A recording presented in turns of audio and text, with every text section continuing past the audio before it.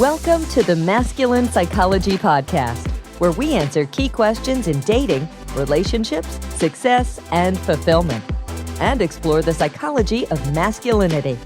Now, here's your host, world-renowned therapist and life coach, David Tian.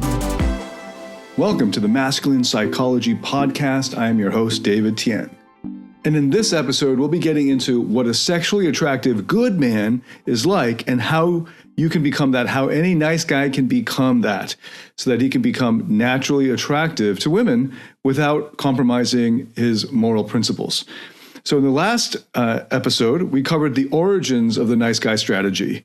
We explored how the nice guy strategy flows out of a pleaser strategy, and specifically a pleaser-fixer type of strategy, and that this is a result of a parentified childhood where there was enmeshment with the parent figure or parent figures, and a pattern of boundary violations where the parent is violating the child's boundary by making the child feel responsible for the parent's feelings and emotional state, and that this led to toxic shame, and that's as a result of the toxic shame, a kind of coping mechanism was to kind of shut down the emotions or awareness of one's emotions and stick with the coping strategy that worked to get the child's needs met, which was a kind of fixer mentality or a fixer strategy.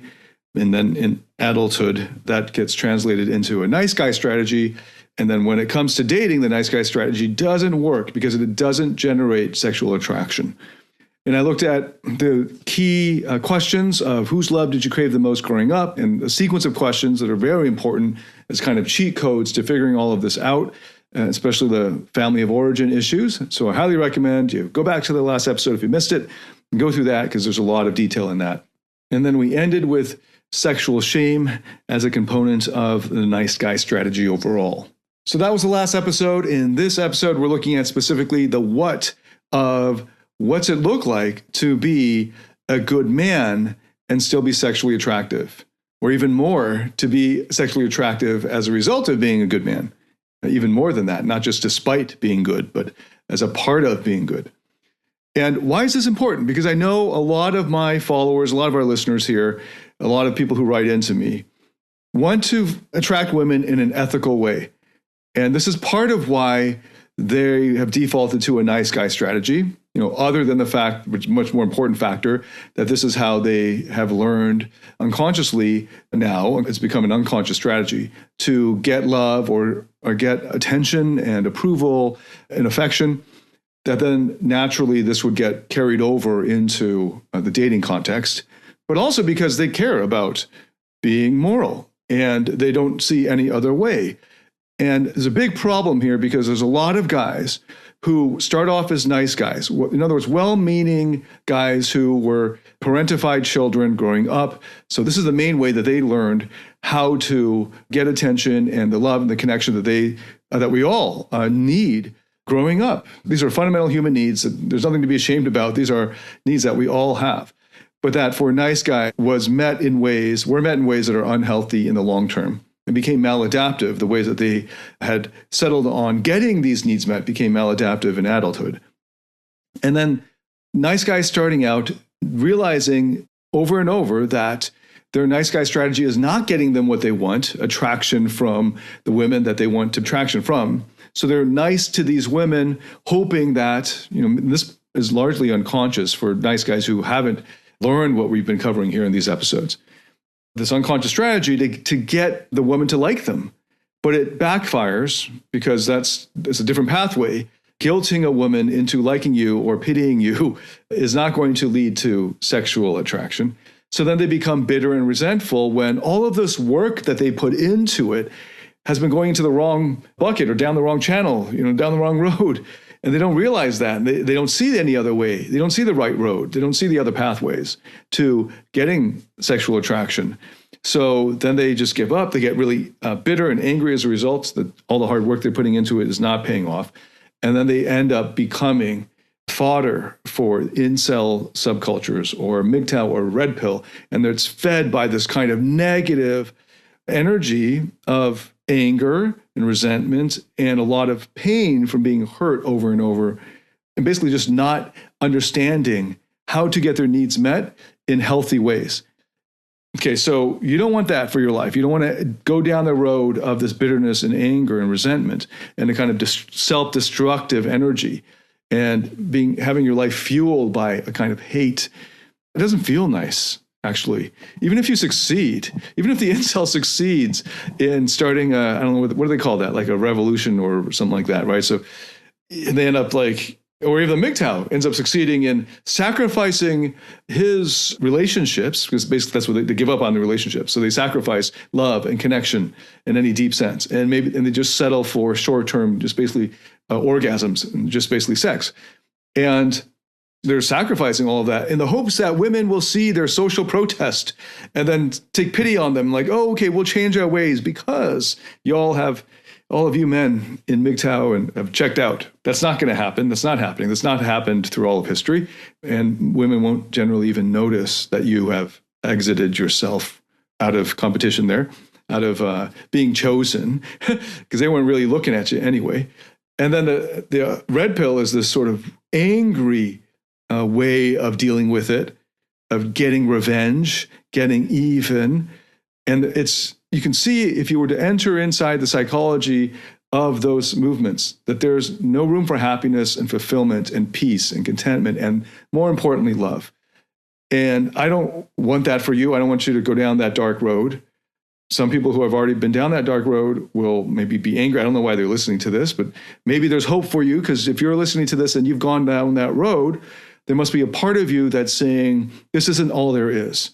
We don't have to give in to this darkness. There is another way. So before I get into the 5 points I've got for today on the what, I just want to remind us of the myths. The nice guy myth, first of all, that bending over backwards for her will generate sexual attraction from her. Okay, that's just total myth. That doesn't work. There's different pathways, love and sexual attraction, and I've made whole other video seminars and episodes about that. So I'm just going to leave that there if it's not obvious to you. If it's not obvious to you yet, and you just still think maybe they could, that sort of guilting a woman by doing lots of favors for her will generate sexual desire in her, then go ahead and try it out and then come back to this. I don't think there needs to be that much proof for it. You can just go and try it. And then pointing out the false dichotomy that feeds the nice guy strategy, which is that there's no other choice. That it's either you be nice in the way of being nice isn't really the issue. It's what a nice guy is, being nice in order to trigger reciprocation on the other party. So being nice with this underlying motive, or being an arrogant, shallow airhead. Those aren't the only choices. This is a false dichotomy. And instead, the correct contrast that I brought out in the last episode is being good versus being nice. Good versus nice. Morally good versus merely nice. Okay, so it's really important to keep that in mind as we proceed here. So now we get into the 5 points that I want to share to illustrate for you the what it's like to be a good man and still be sexually attractive, so that you're not an arrogant, shallow airhead, and you're not also someone who's nice merely to, or mostly to, generate or trigger reciprocation, or that in order for you to feel good about being nice, it needs to result in the other person being nice back to you. And I know actually many nice guys are religious conservatives or have a religious background. So this reminded me of a Bible verse from Luke, which is, let's see if I can remember this. If you are kind only to someone who is kind to you, will God be pleased with you for that? Even sinners are kind to people who are kind to them. If you do good to those who do good to you, what credit is that to you? Now, you may not be Christian, or you may not have a Christian background. You can find a similar idea in pretty much every major religion, and it just makes sense. This is just baked into also moral philosophy, ethics, the history of ethics. So this is just obvious. If you are kind only because you want others to be kind to you, there's no merit in that. This is not morally good per se. Everyone does that. Even evil people do that. So the first point out of 5 is to get clear on what your moral values actually are, to get clear on what your theory of good is, what constitutes goodness for you. And one of the things that you'll come across as you do more thinking in ethical theory or moral philosophy is that this notion of niceness that is built into the nice guy strategy is devoid of moral merit. So then you've got to have something to take its place. What is your moral system? And this is, I'm not going to be able to point out, work out a whole theory for you here in this half-hour podcast, but I have made 3 other episodes in this podcast before, episodes 4, 5, and 6, that dive deep into moral values. So at least you have the beginnings of, or a kind of guide to get you started on thinking about the type of moral values that are necessary for a successful long-term relationship. If in fact a long-term relationship is what you want, then it's important to know what values are necessary to make that work. So I cover that in episodes 4, 5, and 6 of the Masculine Psychology podcast.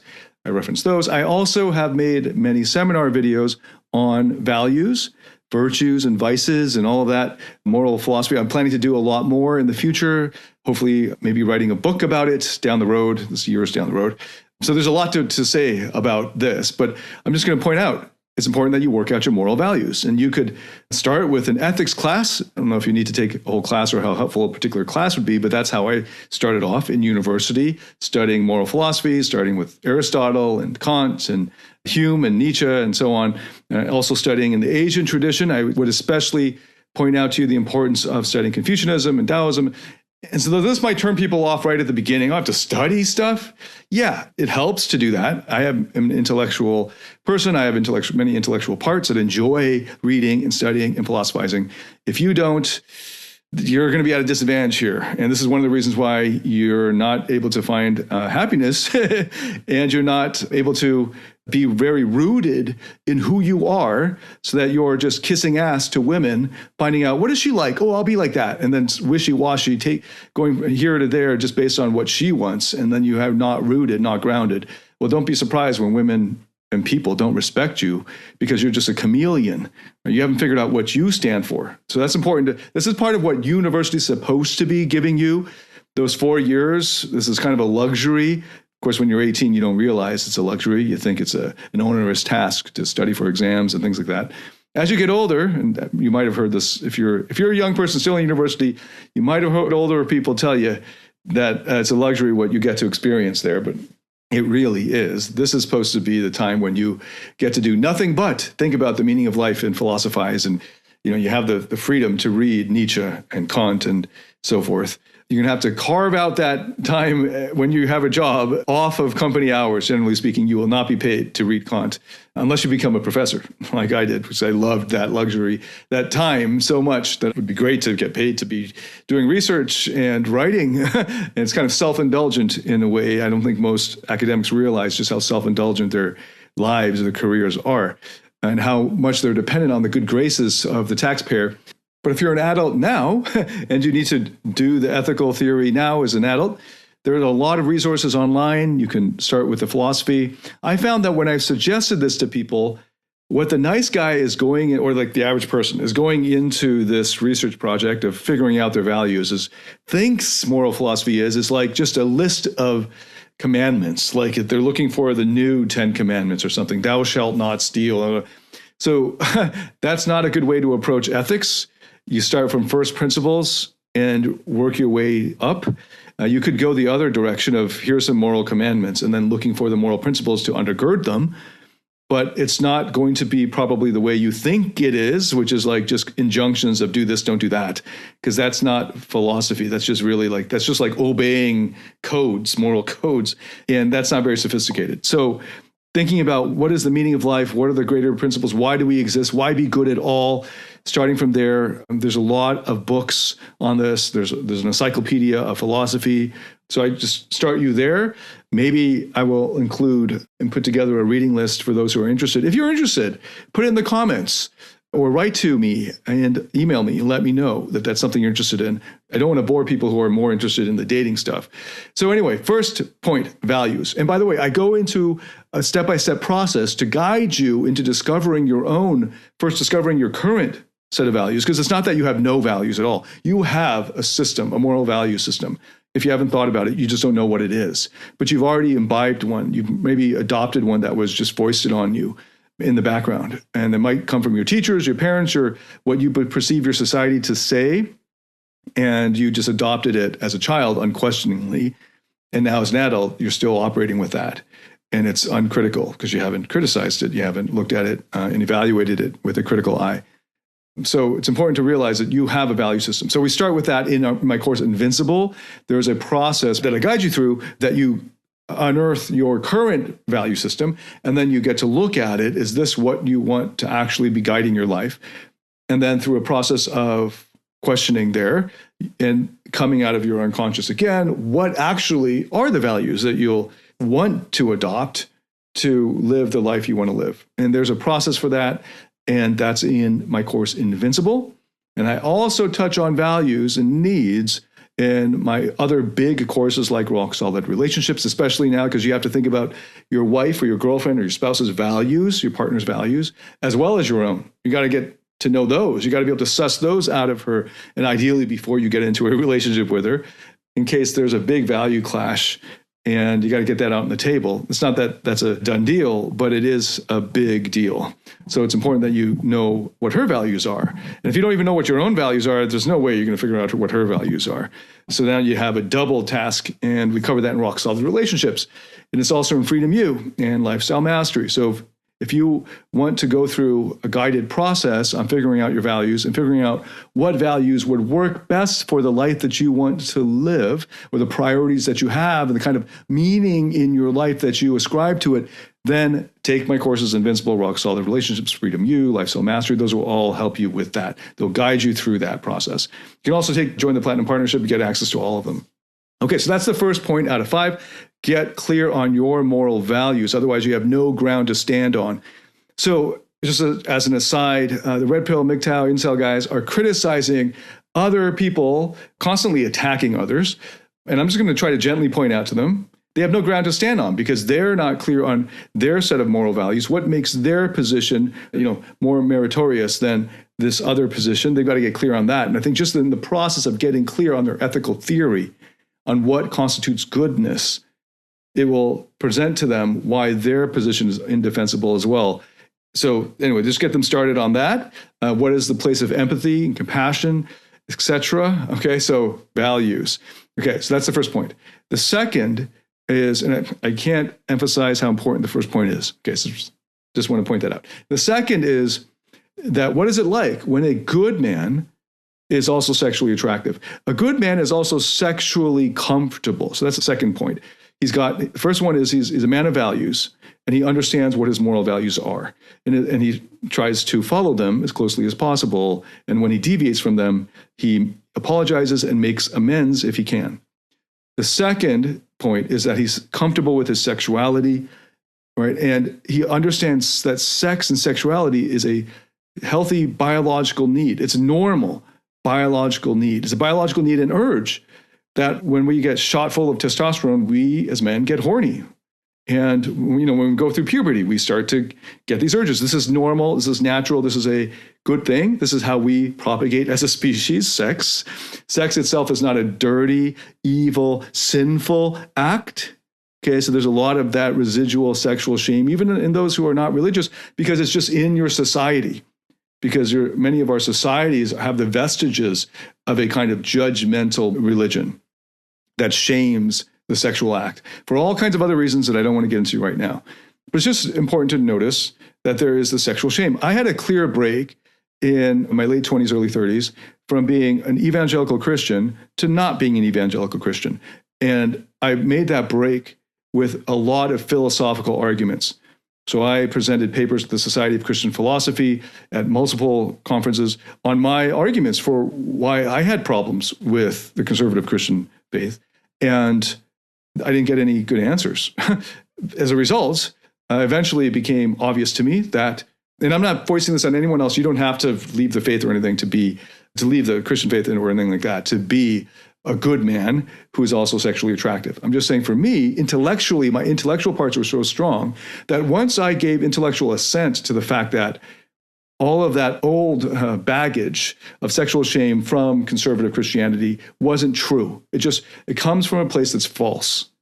It was relatively easy to just jettison that. So when I felt it, any kind of sexual shame, I would just realize, oh, that's not true. So then I'll just leave it alone. Just like if I think that the earth is flat, but I know intellectually that it's not, whenever I look out onto the earth and I see the flatness of it, and I say, oh, I'm tempted to think maybe, oh, the earth is flat. I just know, I understand why I think it's flat.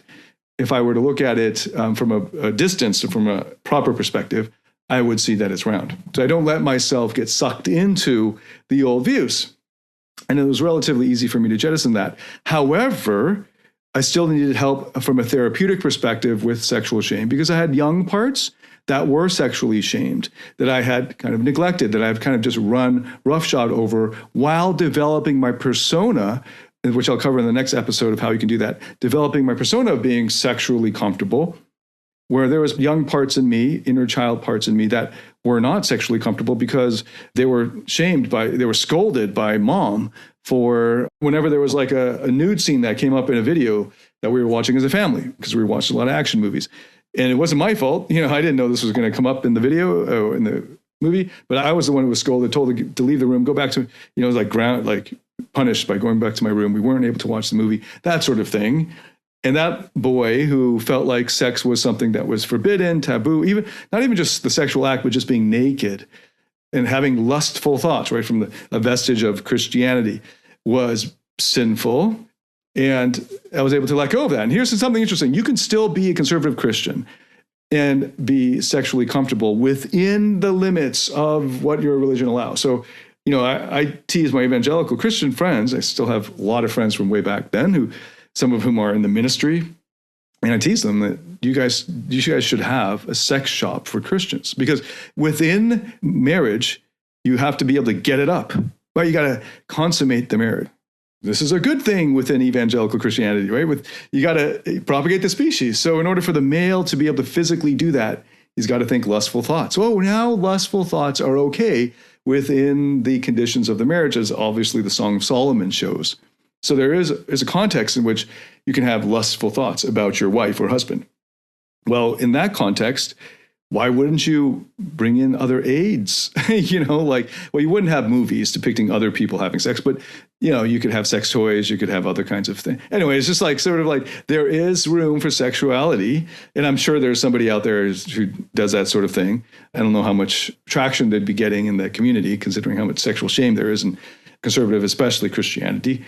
But there is a place for it. Now, in other religions, I'm not sure how much there is. You'd have to figure that out for yourself. I'm not going to speak for other religions. I'm just going to point out that I was able to surmount a lot of the detrimental effects of sexual shame through pure intellectualizing and realizing, just intellectually, that sex is a biological need and urge, and there are many ways in which it is a healthy expression of a natural urge.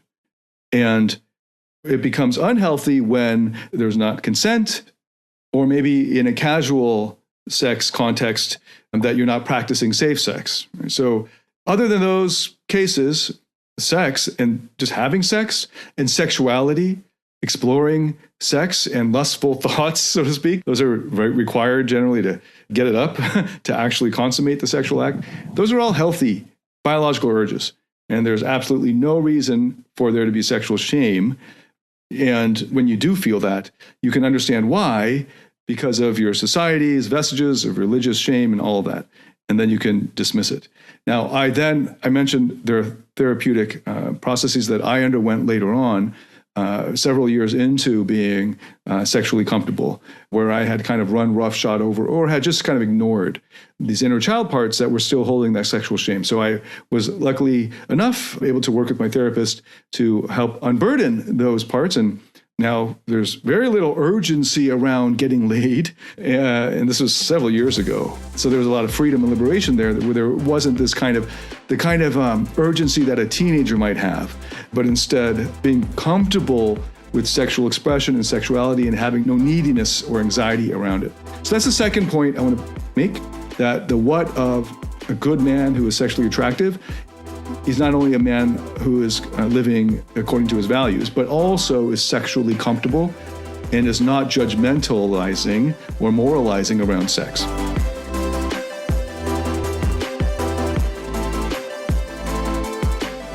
Do you struggle in your interactions with women or in your intimate relationship? Are fear, shame, or neediness sabotaging your relationships or attractiveness? In my Platinum Partnership program, you'll discover how to transform your psychological issues, improve your success with women, and uncover your true self.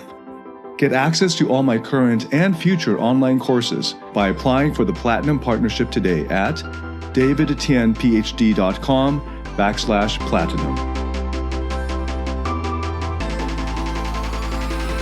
3 more points relatively quickly here because these are character traits. The third point is that he's easygoing, that he's not giving into fears or stress. That often it's the pleaser is more thinking in terms of stress. So I'll notice that a lot of nice guys are actually really uptight. They're walking around with a lot of worries and concerns. And you can still be a good man and get clear on your values. And as you get clear on your values, you notice that a lot of things, well, it really depends on your value system. Like you can have a value system that leads to evil. Like you could break down Hitler's value system. There's a value system there. So I don't want to just say, if you have a value system, you're going to be easygoing. But a well thought out value system, almost all good value systems will lead to the realization that most things in life are not deal breakers. They're actually not that important. Most of these decisions or that you think are end all and be all decisions are actually not that way at all. And as you think through your values, you realize that, okay, things aren't that bad. Like, okay, if, for instance, they decriminalize marijuana, and my conservative Christian family is very anti-drugs for other reasons, but part of it is as part of the ecosystem of the whole no drinking, no sex, no lustful thoughts, basically no hedonism and pleasure, right? And part of that is this fear of drugs. And even just something as mild as marijuana, that, okay, so I don't know what that would be like if it were to be decriminalized, though I can, when it happened, this was a few years ago, because Canada, I think, was the first country to actually fully decriminalize it. And when it happened, I was like, okay, let's see what happens here. Because part of it is my default as an attractive person is to be easygoing and laid back. Let's see what's going to happen here. And when you get down to it, almost all of those fears that these nice guys are carrying around can be traced back to a fear of death. And you might think that's reasonable to be afraid of death. And I would say, no, it's actually not. You just haven't done your philosophy far enough. And I've done a 4-video series on the denial of death and how almost all of our neurotic patterns are a result of an extreme fear of death, and dealing with that, coming to terms with it, creates a lot of neurotic patterns. This goes beyond the scope of this particular episode. I'm trying to keep it down to half an hour, but I've done other videos. Like I've said, I've done a 4-video series. I realize that went over the heads of most of the listeners.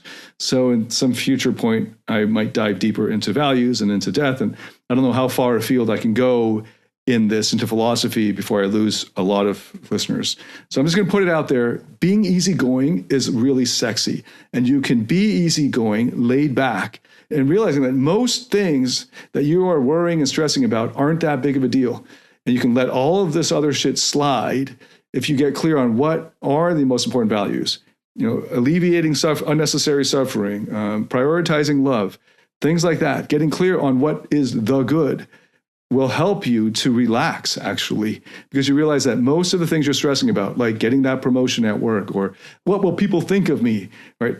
None of that actually matters with just a cursory diving into moral philosophy of values. And then if your intellectual parts are strong enough, then they will be able to take you to the point where the therapeutic work can just take over, but you can already, up to that point, claim back for yourself a lot of freedom, sexual freedom, emotional freedom, and have that kind of easygoing nature. And I'll show you how to do that. I can share with you a process that I underwent for how to do that in the next episode. But I just want to point out the what. Easygoing, being laid back. It's really important to being sexually attractive as a man. And a lot of nice guys are not, because they're just full of fear, because they feel like if they don't check all of those boxes, then mommy or daddy or the parent figure, there will be negative consequences for that. Even though in the here and now, it's not true, but because it's easy to trigger them for these fears, and they regress to an earlier childhood mentality or mindset or set of neural pathways, that they're lost in that fear unconsciously and not even realizing it. So that's the third point, being easygoing. The fourth is being adventurous. So this is sort of like the more active part of this easygoing mindset. Easygoing is sort of like, yeah, just let it slide, man, just laid back more, not freaking out or stressed about a lot of things, taking the bigger perspective. Being adventurous is taking that extra step, being a little bit more of a risk taker. And this is something you can do. And this is even if you're, or maybe especially if you're a good man, because you know where the edges of that risk are, where healthy risk is. And it's important to realize that bad boys who might be more risk-taking, they might be, the type that might have tattoos, might ride motorcycles, doing things that are more dangerous than the average. And it's not morally bad to take slightly more risks. It's not morally bad to be adventurous. But it gets lumped in there with the sort of uptight approach to life that nice guys generally tend to have. And if you want to be more sexually attractive and be a good man, it's important to work in there and figure out clearly where is the room of your comfort zone for adventure, and to widen that threshold of comfort with being more adventurous. Engaging in activities or behaviors that are a little bit more on the wild side, a little bit more adventurous. Get clear on where that is according to your moral values. Now, you might adopt a moral value system that says that anything that is fun is sinful. Well, I challenge you on that moral value system. Where are you getting this definition of good, and how does it hold up? Are you just getting it from a Bible or something like that? Or are you actually thinking through it from first principles? Because I think that'd be very difficult to defend, that fun is in some way evil or bad. So get clear on where that line is for you and see if you can enlarge that threshold for risk, for adventure. And you'll find that you become a lot sexier as a man. And then finally, the fifth point is assertiveness. A lot of nice guys have a lot of trouble with assertiveness because problems with assertiveness are rooted in toxic shame. They're not rooted in not knowing what to say. As always, the problem with most guys is very basic, like, duh, duh, duh. I think it's just what to say. But obviously, no, it's a lot deeper than that. And the problem with not knowing what to say, I mean, you know the language that you're going to speak, so it's not like you don't know the words. It's getting the emotional courage and the right mental state to be able to say it without having to bank on a lot of emotion. I think nice guys, when they have to be assertive, or when they feel like they have to be assertive, get really angry or nervous and anxious, and they channel that anxiety into kind of anger, and then they overcorrect way too much, and they come off angry. And that's to them assertive. And then they feel like when they're assertive, they're being aggressive and like a jerk, and like all of the guys that they didn't like growing up, the popular guys or whatever. And then they think, oh, if you're assertive, you know what, you're arrogant. So no, that's not true. Being assertive is simply holding your boundaries, and you don't even have to have any emotion around that. In fact, you can be assertive while feeling sorry for the other person because you know that that person either hasn't been taught proper boundaries, hasn't been taught manners, or maybe is dealing with so much pain that they're violating other people's boundaries as a result of of trying to deal with their own pain. So you could still hold the line without all this anger, without any anger. And it's simply just stating where your boundaries lie. And this is so important in a relationship. And as a man, developing your masculinity, that I've devoted an entire 5-hour module to this in the course Rock Solid Relationships. So if you want to dive deeper into assertiveness, uprooting the toxic shame that is at the base of it, and then allowing you, once you're able to undo the toxic shame, then being assertive is just a natural outflow of who you are, because you're naturally going to be aware of your boundaries and you have no anxiety around that. If that's what you'd like to get more into, the course Rock Solid Relationships has an entire module devoted just to assertiveness. And then remember, there's a 5-module sequence on toxic shame in which the assertiveness module is embedded. Okay, so that's the fifth point. So just as a recap, the first point is getting clear on your values. Okay, it's important if you want to be a good person, to know what good means. Okay, you got to have well thought out clarity around your values. The second is that as a good man who is sexually attractive, that you are comfortable with your sexuality. You're sexually comfortable, that you see sex as a healthy biological urge and need. And the third point is that you're easygoing and laid back about everything that is not a non-negotiable life or death thing. The fourth is that you're adventurous, that you're leaning into adventure and risk. And the fifth is that you are assertive and that you're comfortable with being assertive and that you've undone a lot of, if not all of the toxic shame around being assertive in your relationship or with other people in social settings. Okay, so quick story about how this can work is a client named Andrew that I've worked with who was raised in a pretty toxic family and family background, just like social setting, where it was a lot of radical feminism. And he was raised by his mother and aunts, and he had all these sisters, and he was the only male in that family unit and in his extended family in that city. So he was constantly being fed this message that being masculine was bad and shameful, and that the masculine urges are evil in some way, and that they need to be curbed and controlled. And he grew up with this into his 20s. He found me in his early 20s. And when we started working together, he was incredibly stilted and awkward around people and always second guessing his words and even the way he dressed and his mannerisms. And as we worked together through a therapeutic process and eventually got that kind of financial independence, which allowed him to move out of the town that he grew up in and out of that toxic environment. And then he was able to travel the world in a way. He did a round the world trip. And I think he put aside 6 months to do this.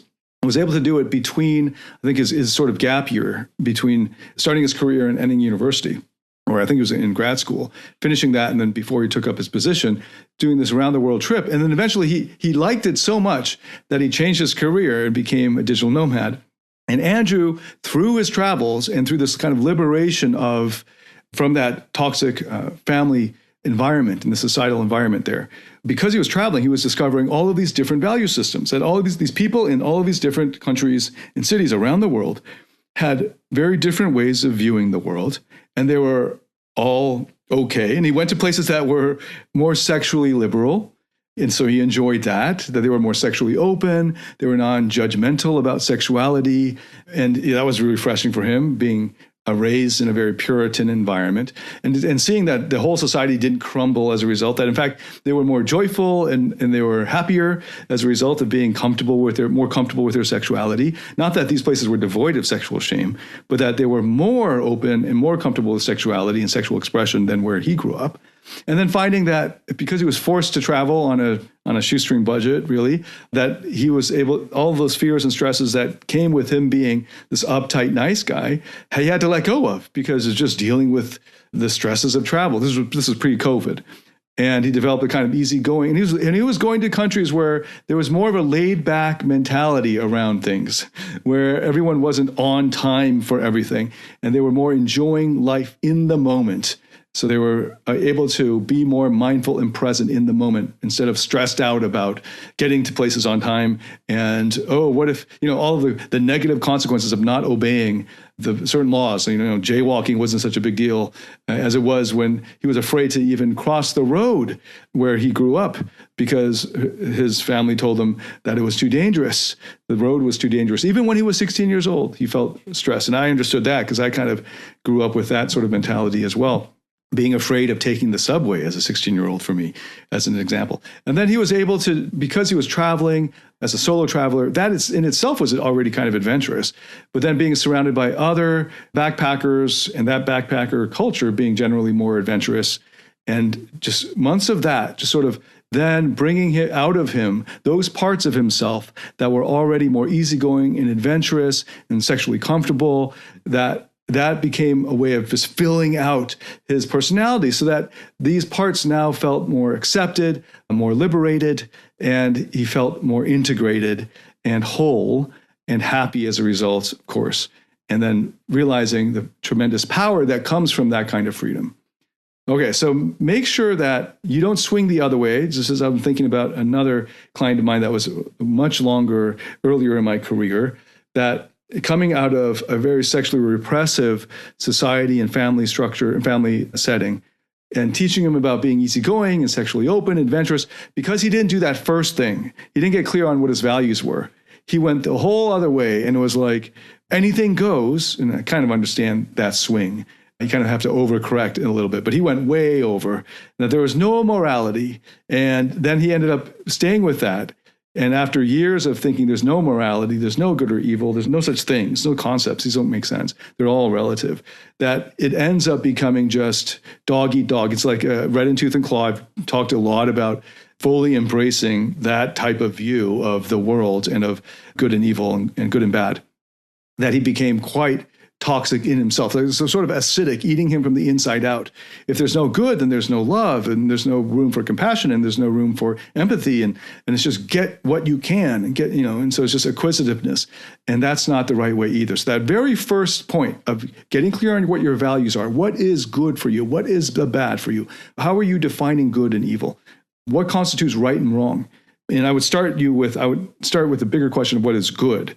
And that's different from what is right. Start with what is good. Focus on that first. And then it'll become easier to figure out what is right. He didn't figure out any of that. So he just went all into a kind of nihilism. And this kind of nihilism ate him up from the inside. So I want to warn you about skipping that first step of getting clear on what your values are. Again, I've devoted episodes 4 to 6 on values in the context of a long-term relationship. But I also have courses that guide you step by step through thinking about unearthing your current value system, because it's important to know where you're starting from, and getting that self-awareness. And then from your unconscious as well, getting clear on what your values would need to be in order to find and create the life that you want. And in the next episode, I'll be covering the how. How do you arrive at this type of personality or this character? How can I become more sexually comfortable, become more easygoing, become more adventurous and assertive, and get clear on my values? How do I do that? I'll cover that in the next episode. Come back for the next episode for that. Thank you so much for following along so far. Thank you so much for all of your engagement. It'd mean a lot to me if you were to share this episode and this podcast with anyone you think would benefit from it, as well as leaving a rating on Apple Podcasts. That always helps. And thanks so much for all your engagement. Thanks so much for listening. All right, so I'll see you in the next episode. David Tian signing out.